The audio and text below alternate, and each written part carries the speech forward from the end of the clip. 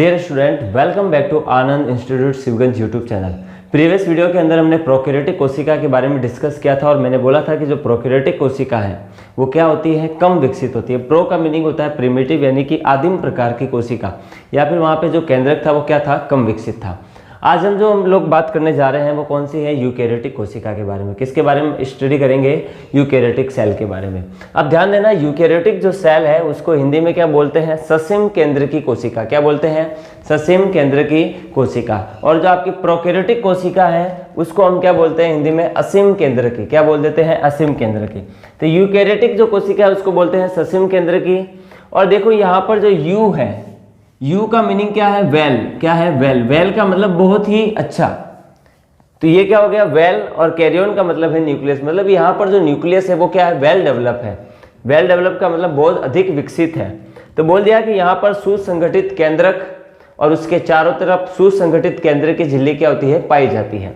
इसके अलावा द्विस्तरीय कोशिकांग, यहाँ पर द्विस्तरीय के साथ में हम एक स्तरीय कोशिकांग भी लिख सकते हैं, यानी कि वह कोशिका जिसके अंदर एक स्तरीय व द्विस्तरीय दोनों प्रकार की कोशिकाएं क्या होती है, पाई जाती है। तो एक स्तरीय और द्विस्तरीय कोशिकाएं क्या होती है, यहाँ पर पाई जाती है। और इसके अलावा झिल्ली रहित कोशिकांग भी क्या होते हैं, उपस्थित होते हैं। क्योंकि हम जानते हैं कि राइबोसोम जो कोशिकांग है वो कैसा कोशिकांग है, झिल्ली रहित कोशिकांग है।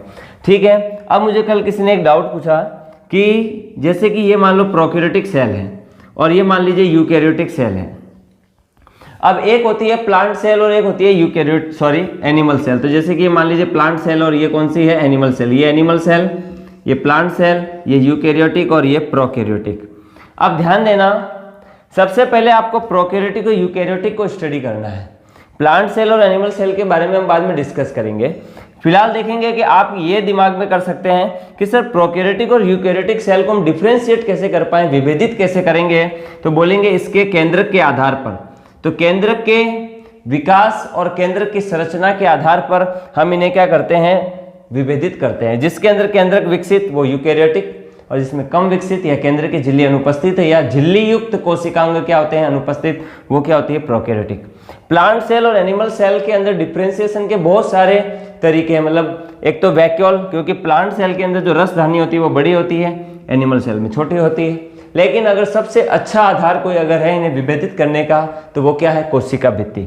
यानी कि ये जो आपकी पादप कोशिका है इसके चारों ओर एक झिल्ली पाई जाती है, भित्ति पाई जाती है, जिसको हम क्या बोलते हैं, कोशिका भित्ति। तो यहाँ पर कोशिका भित्ति, फिर जो अंदर की तरफ है वो कोशिका झिल्ली। लेकिन एनिमल सेल जो जंतु कोशिका, उसमें कोशिका भित्ति का अभाव होता है। तो यहाँ पर सीधी वो क्या होती है, कोशिका झिल्ली। क्या होती है, कोशिका झिल्ली। तो यहां पर कोशिका भित्ति। अब दूसरी बात, द्विस्तरीय कोशिकांग कहां उपस्थित होते हैं वो समझते हैं। देखें, जैसे कि ये मान लीजिए कोशिका है प्रोकैरियोटिक, इसके बीच में क्या है, केंद्रक, लेकिन वो अधिक विकसित नहीं है। तो यानी कि केंद्र की झिल्ली थोड़ी सी कम विकसित है, इस प्रकार से। अब ये जो केंद्र की झिल्ली कम विकसित है यहां पर, तो यहां का जो कोशिका द्रव्य है, ये पूरा कोशिका द्रव्य, इसके अंदर जो द्रव्य भरा हुआ था लिक्विड, जिसके अंदर मैंने कल बताया था कि साइनोफाइनोसिन, हाइड्रोजन, सल्फेट, फॉस्फेट के आदि के पार्टिकल्स क्या होते हैं, प्रेजेंट होते हैं। जबकि यहाँ पर वाटर भी क्या होता है, 70 से लगा के 90% तक प्रेजेंट होता है कोशिका द्रव्य में वाटर। तो ये जो कोशिका द्रव्य है इसके अंदर कोशिकांग उपस्थित होते हैं। तो ये कोशिका झिल्ली, फिर केंद्रक, और इसके केंद्रक और कोशिका झिल्ली के जो बीच का स्थान है वो क्या है, कोशिका द्रव्य, जहां पर क्या होगा, आपके कोशिकांग उपस्थित होते हैं। क्या उपस्थित होते हैं, कोशिकांग। कोशिकांग को हम इंग्लिश में बोलते हैं सेल ऑर्गेनल। ये कोशिकांग द्विझिल्ली के भी हो सकते हैं, एकल झिल्ली के भी हो सकते हैं, और झिल्ली रहित भी हो सकते हैं। तो अब यहाँ पे हो गया। दूसरी बात, यहाँ पर सूत्री विभाजन क्या होता है, उपस्थित होता है। वहां पर हिस्टोन प्रोटीन अनुपस्थित थी तो वहां पर सूत्री विभाजन भी क्या था, अनुपस्थित था। दूसरी बात, यहाँ पर केंद्रक में, तो ये जैसे कि कोई कोशिका है, इसमें क्या होता है, केंद्रक। इस केंद्रक के अंदर भी एक न्यूक्लियोलस होता है, जिसको क्या बोलते हैं, केंद्रिक। क्या बोलते हैं, केंद्रिक। हिंदी में बोलते हैं केंद्रिक और ऐसे बोलते हैं न्यूक्लियोलस। तो इस केंद्रक में एक या एक से अधिक केंद्रिक क्या होते हैं, पाए जाते हैं। और इंग्लिश में कहें केंद्रिक को तो क्या बोलते हैं, न्यूक्लियोलस। क्या बोलते हैं, न्यूक्लियोलस। न्यूक्लियोलस। तो यहाँ पर न्यूक्लियस के अंदर एक से ज़्यादा न्यूक्लियोलस क्या होते हैं, प्रेजेंट होते हैं, क्योंकि यह जो केंद्रिक है, केंद्रक के अंदर जो केंद्रिक है, इसी के अंदर सबसे ज़्यादा आनुवंशिक पदार्थ क्या होते हैं, संगठित होते हैं। हम ये तो कहते ही हैं कि केंद्रक में आनुवंशिक पदार्थ होते हैं, लेकिन केंद्रक में भी अगर कहाँ पूछें तो क्या बोलेंगे, केंद्रिकाभ। क्या बोलेंगे, केंद्रिकाभ। यानी कि केंद्रिक के अंदर, न्यूक्लियोलस के अंदर सबसे अधिक आनुवंशिक पदार्थ, गुणसूत्र क्या होते हैं, संगठित होते हैं। नेक्स्ट जो है हमारा वो है आनुवंशिक पदार्थ की अगर हम बात करें यूकेरियोटिक कोशिका के अंदर, तो यहाँ पर जो है वो आनुवंशिक पदार्थ गुणसूत्रों के रूप में क्या होते हैं, संगठित, और वो भी कहाँ पर, केंद्रिक यानी कि न्यूक्लियोलस के अंदर, जो केंद्र के अंदर उपस्थित होता है। आगे यहाँ पर जो आनुवंशिक पदार्थ है, एक तो वो डीएनए का बना होगा, नॉन हिस्टोन प्रोटीन, और किसका बना हुआ होता है, हिस्टोन प्रोटीन का बना हुआ होता है। और मैंने आपको कल के वीडियो में भी ये बताया था, प्रीवियस वीडियो में, कि हिस्टोन प्रोटीन कितने टाइप की होती है, 5 टाइप की, H1, H2A, H2B and after then H3 and next H4।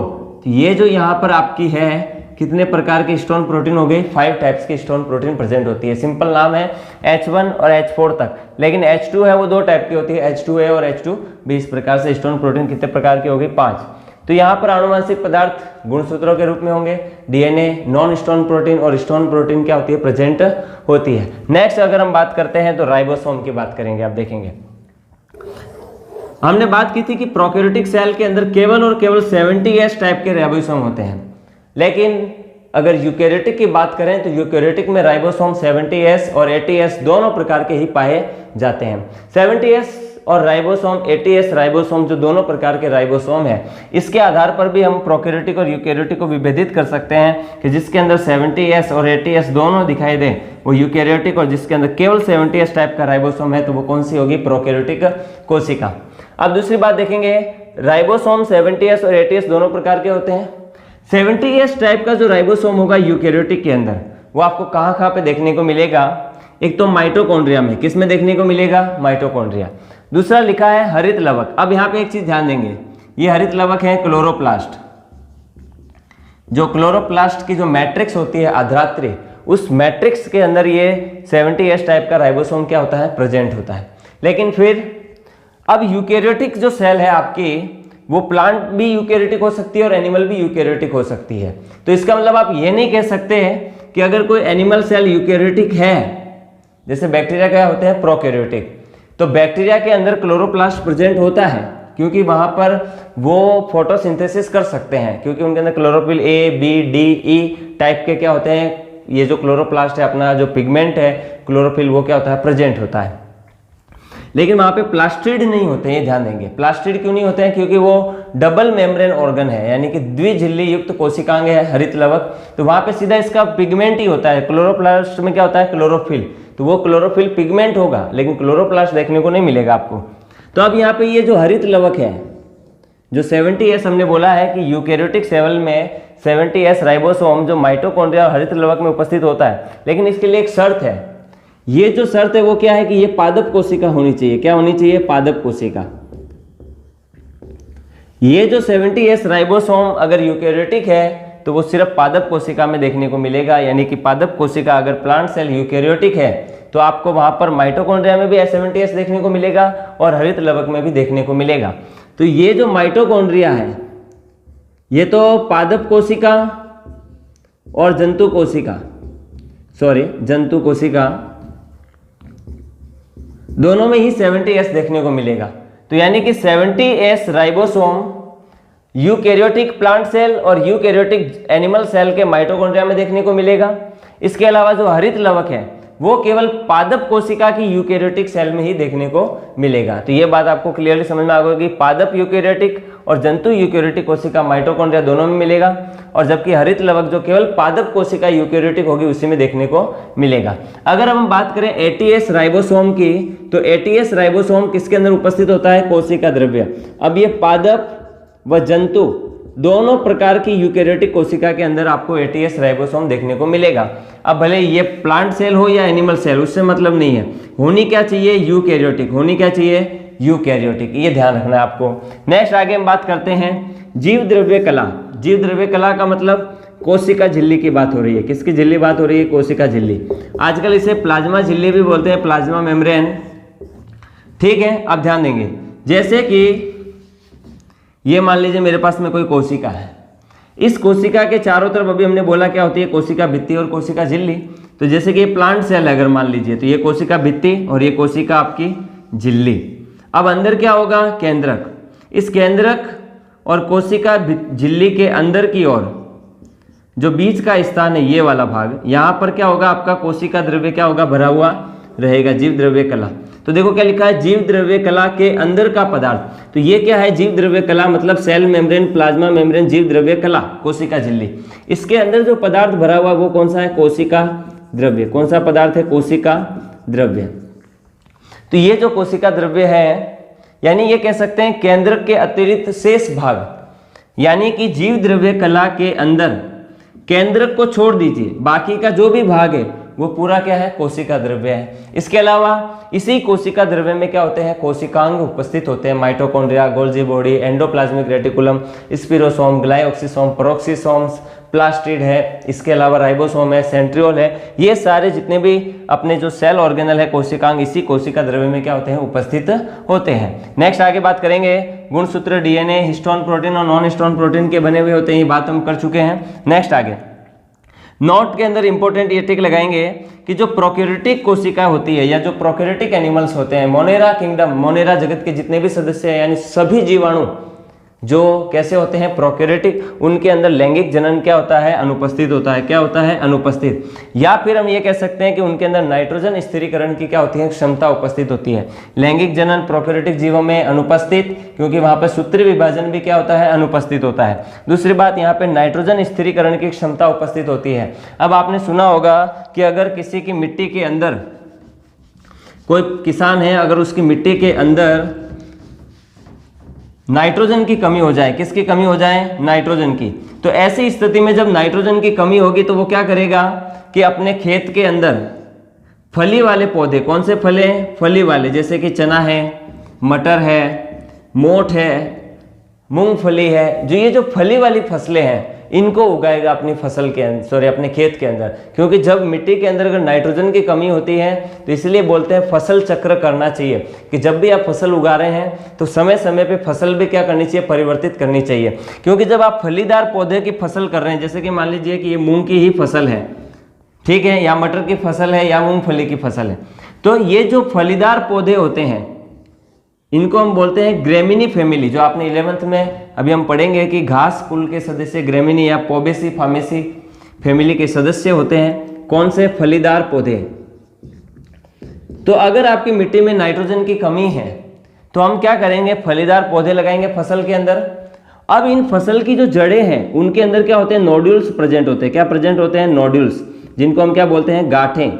क्या होते हैं, ये नोड्यूल्स प्रेजेंट होंगे। और ये जो नोड्यूल्स हैं उनके अंदर एक बैक्टीरिया पाया जाता है जिसको बोलते हैं राइजोबियम बैक्टीरिया। क्या बोलते हैं, राइजोबियम बैक्टीरिया। तो ये आपको ध्यान देना है, क्या उपस्थित होता है, राइजोबियम बैक्टीरिया, राइजोबियम जीवाणु।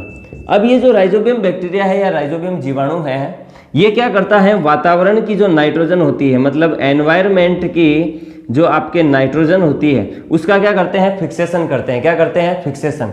यानी कि ये जो एनवायरनमेंट की नाइट्रोजन होती है उसको क्या करते हैं, अपने अंदर स्टोर कर लेते हैं, एक्यूमुलेट कर लेते हैं, यानी संग्रहित करते हैं, यानी उसको स्थिरीकृत करते हैं। तो इसलिए फलीदार पौधे लगाएंगे अगर मिट्टी के अंदर, तो इस प्रकार से हमारी सॉइल के अंदर नाइट्रोजन की क्या होती है, मात्रा बढ़ती जाती है।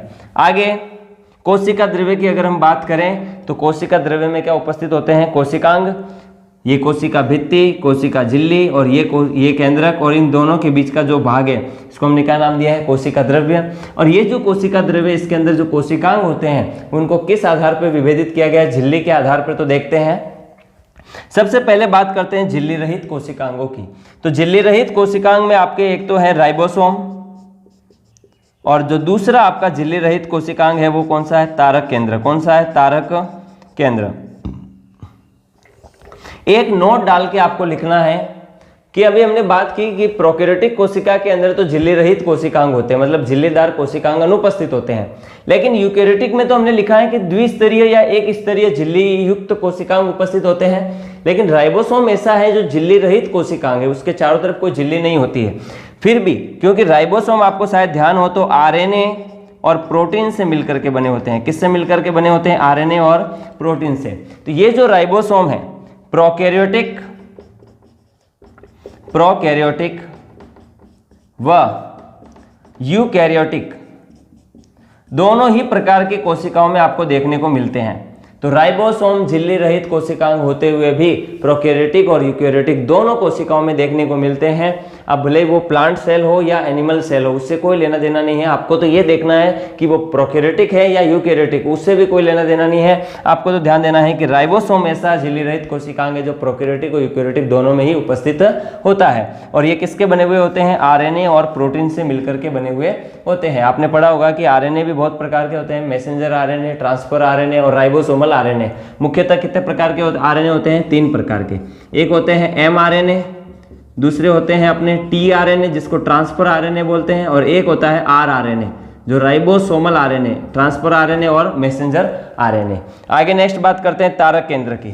तारक केंद्र जो झिल्ली रहित कोशिकांग है, यह केवल और केवल आपको जंतु कोशिका में देखने को मिलेगा। किसके अंदर देखने को मिलेगा? जंतु कोशिका में। अब यहां पर ध्यान देंगे, ये ध्यान नहीं देना है कि वो प्रोकैरियोटिक है या यूकैरियोटिक, क्योंकि आप जानते हैं कि सारे के सारे जंतु कैसे हैं? यूकैरियोटिक है। और जब यूकैरियोटिक जंतुओं के अंतर तारक केंद्र पाया जाता है जंतु कोशिका में, तो तारक केंद्र का अगर आपको कोई फंक्शन पूछ लें तो ये इंपॉर्टेंट क्वेश्चन दोनों में से ही बनता है। तो राइबोसोम का फंक्शन तो क्या है? प्रोटीन संश्लेषण। क्या है? प्रोटीन संश्लेषण। जबकि तारक केंद्र का फंक्शन क्या है?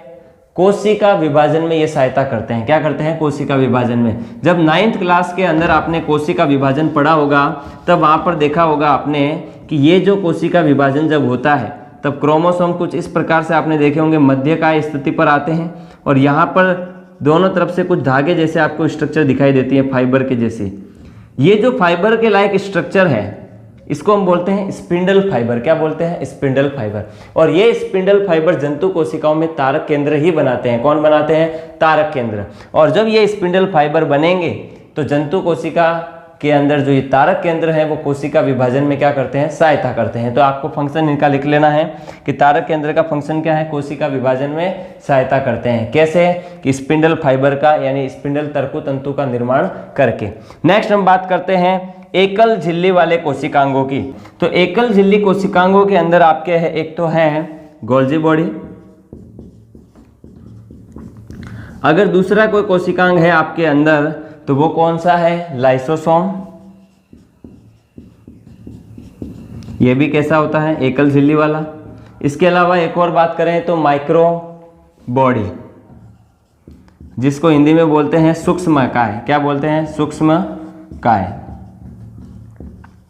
माइक्रो बॉडी को शुद्ध हिंदी में सूक्ष्म काय बोलते हैं। और माइक्रो बॉडी भी 3 प्रकार की होती है। फर्स्ट है ग्लाइऑक्सीसोम, ग्लाइऑक्सीसोम। इसके अलावा स्फीरोसोम्स। क्या बोलेंगे? स्फीरोसोम्स। और एक और होते हैं परोक्सीसोम्स। क्या होते हैं? परोक्सीसोम्स। और एक और एकल झिल्ली वाला कोशिकांग होगा जिसे हम क्या बोलते हैं? माइक्रोट्यूब्यूल्स। क्या बोलते हैं? Microtubules. Microtubules, sorry, tubules, microtubules. अब ये जो माइक्रोट्यूब्यूल्स है, ये क्या है? कोशिका कंकाल बनाता है। क्या करता है? कोशिका कंकाल। और ये स्त्रवण में इंपॉर्टेंट है। ये हाइड्रोलाइटिक जल अपघटनीय एंजाइम रखता है। ये माइक्रो बॉडी जो सूक्ष्म काय है वो ग्लाइऑक्सीसोम, स्फीरोसोम्स और परोक्सीसोम्स, ये जो है वो आपके एकल झिल्ली कोशिकांग है। यानी कोशिका के अंदर जो केवल एक झिल्ली से आवृत होते हैं वो ये सारे कोशिकांग हैं। अगर हम द्विझिल्ली की बात करें तो द्विझिल्ली के अंदर आपको 2 देखने को मिलेगा, एक तो माइटोकॉन्ड्रिया और जो दूसरा है वो आपका लवक है। क्या है? लवक। और आपको शायद ध्यान हो तो लवक भी कितने प्रकार के होते हैं? 3 प्रकार के। पहला है वर्णी लवक, दूसरा है अवर्णी लवक और जो तीसरा आपका है वो कौन सा है? हरित लवक। कौन सा है? हरित लवक। तो आप ध्यान देना है कि झिल्ली रहित कोशिकांग कौन कौन सा हुआ? राइबोसोम और तारक केंद्र। राइबोसोम प्रोकैरियोटिक यूकैरियोटिक दोनों में उपस्थित होता है, जबकि तारक केंद्र केवल जंतु कोशिका में होता है, ये ध्यान देना। और जंतु कोशिका कैसी होती है? यूकैरियोटिक ही होती है। तो ये भी कह सकते हैं कि तारक केंद्र मुख्यतया जंतु यूकैरियोटिक कोशिकाओं में भी पाया जाता है। नेक्स्ट, एकल झिल्ली में बात करें तो Golgi body, lysosome, microbody. Microbody के अंदर हमने बात की अभी, एक तो ग्लाइओक्सिसोम, पेरोक्सिसोम, स्पिरोसोम्स और माइक्रोट्यूबुल्स। माइक्रोट्यूबुल्स यानी सूक्ष्म कंकाल जो क्या बना रहे हैं? कोशिका का कंकाल बनाते हैं। और जो लास्ट हमारा है द्विझिल्ली वाले, तो माइटोकॉन्ड्रिया और लवक। माइटोकॉन्ड्रिया जो है वो आपको केवल यूकैरियोटिक में देखने को मिलेगा, क्योंकि डबल मेम्ब्रेन है, द्विझिल्ली वाले हैं। और यूकैरियोटिक में केवल झिल्ली वाले ही कोशिकांग होते हैं, प्रोकैरियोटिक में झिल्ली वाले कोई कोशिकांग नहीं होते। इसका मतलब एकल झिल्ली वाले और द्विझिल्ली वाले आपको प्रोकैरियोटिक में देखने को नहीं मिलेंगे। और इसके अलावा बात की है लवक की, जो यूकैरियोटिक में होते हैं, क्योंकि ये भी डबल मेम्ब्रेन है। लेकिन लवक भी 3 प्रकार के होते हैं, वर्णी लवक, अवर्णी लवक और हरित लवक। इस प्रकार से हमारा जो यूकैरियोटिक कोशिका का जो इंपॉर्टेंट टॉपिक है वो क्या होता है? कंप्लीट होता है। नेक्स्ट वीडियो के अंदर हम कोशिका झिल्ली का विस्तृत अध्ययन करेंगे और इसके अलावा प्रोकैरियोटिक और यूकैरियोटिक कोशिका के बीच में एक टेबल भी बनाएंगे, जिससे हम उसका क्या कर सकते हैं? उनको विभेदित कर पाएंगे कि कौन कौन से कोशिकांग उपस्थित होते हैं, कौन से कोशिकांग वहाँ पे अनुपस्थित होते हैं। इस प्रकार मिलते हैं नेक्स्ट वीडियो में। Thanks for watching. जय हिंद, वंदे मातरम।